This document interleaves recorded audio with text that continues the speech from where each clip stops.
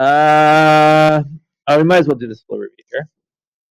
So, what does slope measure of a line? Talked about this yesterday. Slope is a measure of not the height and the width. You're close on the height though. Rise and run, which is measure of how steep the line is, right? Measure? It's measure of steepness.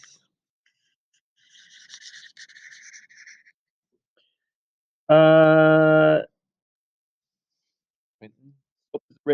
is the ratio of the vertical change called the, what do you call the up-down? Rise. You're right, it is the y value, but call it the rise. And the horizontal change called the, sorry? Run. If you go left to right and you go up, so you're like this, is that positive or negative slope? I'm just going to put a plus for positive. And if you fall from left to right, so you're doing that. Horizontal line segment, this is in the review right at the beginning. Slope is 0. Vertical, undefined. And if the slopes of all points on the line are, so basically what they're saying here is if I have a line like this, if I measure the slope there, or the slope there, or the slope there, they are all equal. Perfect. All right, we're experts in slope. Okay, now we have the one formula, which we said was slope equals rise over run. Okay, so if we look at line AB here, if I asked you to measure the slope, I don't want us to measure the slope. I just want to pretend that we're going to. We would draw a little triangle right like that, right? And we would count the squares of this side, count the squares of that side. That would be the rise. This would be the run. Now we could, if you have a graph like this, it's easy to just count the squares, okay? But yesterday we learned about the distance formula, which was this. I don't have to write this down. I'm just going to use it for illustrative purposes here. And that was the same sort of shape, right? We developed the distance formula by taking a diagonal line, breaking it into, making it a triangle, and then finding this distance on the horizontal and this distance on the vertical. This distance on the horizontal was that. Remember, that's how we got that. We subtracted the x values on the horizontal. So this, you could argue, is the run. And this was the rise. Okay. Now we're not going to put that into the distance formula. I just want you to look at these things right here. So I can say that the run is actually x2 minus x1, and say the rise is the difference in the y values, which is y2 minus y1. I can then replace in this formula to get our new formula for slope, which is y2 over y1, x2 minus x1. And just because instead of writing slope, slope is given the symbol m, lowercase m. Uppercase m is midpoint, which we learned yesterday. Lowercase m, excuse me, is slope. And if you scroll to the next page, the formula is there. And all that really matters is that you know how to use this formula. Okay, I'm going to use this one with the y2, y1. But it's the same as this, but I don't really like that formula. It looks a little more complex. So just remember that lowercase m is slope. Uppercase m is midpoint. Okay? Two different things.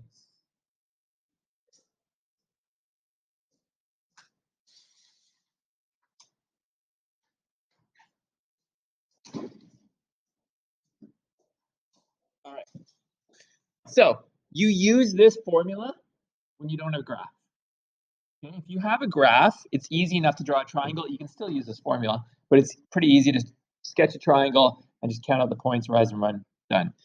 But if I just give you 2 points, so I'm telling you, here's the 2 points. You don't have to sketch this, but -3, 8, there's G. H is 7, -2. H, and if there's a line connecting them, I want to know the slope of that line. Okay, but I don't give you a graph or anything. I just give you the 2 endpoints. Okay, then you use this formula. I don't like that formula. I'm gonna write y2 minus y1, x2 minus x1. So you do what we did with the distance formula. You assign one set of numbers, set 1, or designate it set 1, and designate the other one set 2. Do you think it matters what you call set 1 and set 2? It does not. Just be consistent once you name them. Set 1, set 2. So I'll call G set 1 and H set 2. All we do is plug it into the formula. So if I say y2, what is my y2 value? -2. It's set to the y value. So it's -2 minus y1, which is 8, divided by x2, which is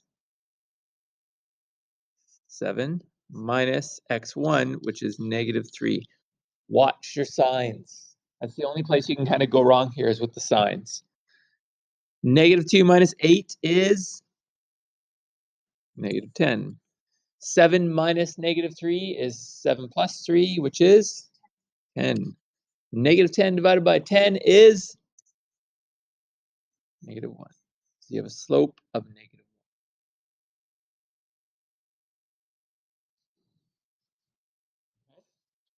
Okay? Right? You just plug it into the formula. Just almost the same as distance formula and midpoint formula. Okay. Scroll down a bit here. We're not going to do this. I'm going to do a different type of question. So I'm going to tell you, we have a slope that is equal to, I don't know, 2 over 3. I'm going to tell you the line with that slope passes through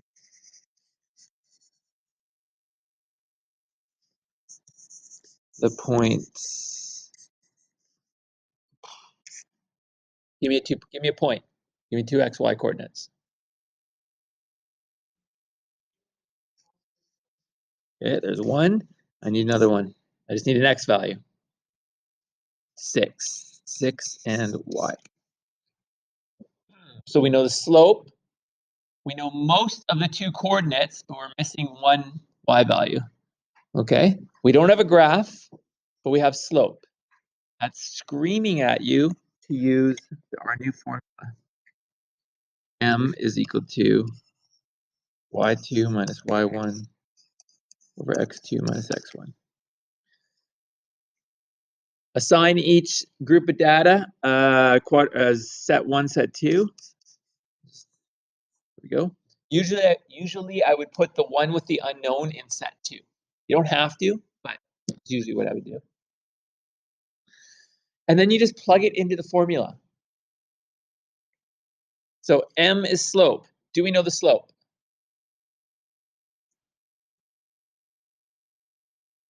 Two over 3, right? So I just plug that in for M. What is y2? It's y. It's the unknown y. Okay, what is going on? Oh my. It's that one. Okay. So I go y minus. What's y1? Y1. 4. Yes, there we go. Over x2. 6 minus x1, which is -2. Now we just need to solve for y. So simplify the bottom. So we get 2 over 3 to y minus 4 over 6 minus negative 2 is positive 8. Now, I'm going to do it both ways. I'm going to do it with the fraction, and then we'll do it with the decimal, okay? I don't actually care on a test. You can do it with a decimal, but if you're going to go on to pre-calc 11, you need to be comfortable with fractions. So I need to isolate this, y minus 4. I need to get rid of the 8, essentially. How do I get rid of the 8? Yes, I'm going to multiply both sides by 8. So I go times 8 times 8. So those 8s cancel out. So now I have y minus 4 equals. Anybody remember how to multiply fractions? Because 8 is the same as 8 over 1.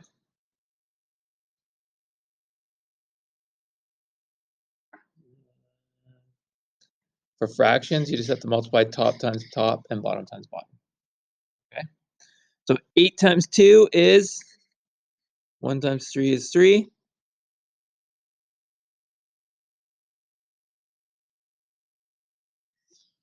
How do I get rid of the 4? You're going to add 4 to each side, right? So I'm going to end up with 16 over 3 plus 4 is equal to y. Anybody remember how to add fractions? What do you need?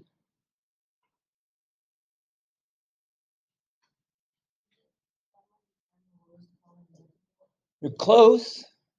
Find a common denominator. All right. So 4 is like 4 over 1.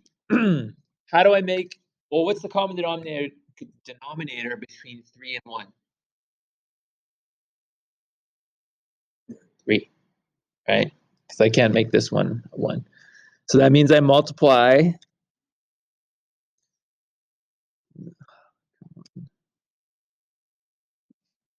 times 3 times 3, and so I get 16 over 3 plus 12 over 3. Now, how do we add fractions? Once you've got the common denominator, you just add the tops. 16 and 12 is 28. So you end up with 28 over 3 is equal to your y value. You want to do it with decimals? Look, I prefer if you did it this way, but if you're going to do it with decimals, at this point right there, you can go 16 divided by 3 is 5.3 repeating equals y plus 4, minus 4, sorry.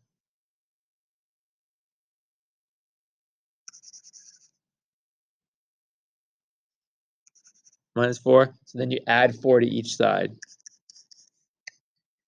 So you'll get 9.3 repeating is equal to y. And if I divide 28 by 3, 9.3 repeating. Okay, so they are the same. 28 over 3 is a more exact answer because at some point you're going to have to round off. Okay? This is a better answer. I will accept this. Okay? Question? All right. Are there any questions about that?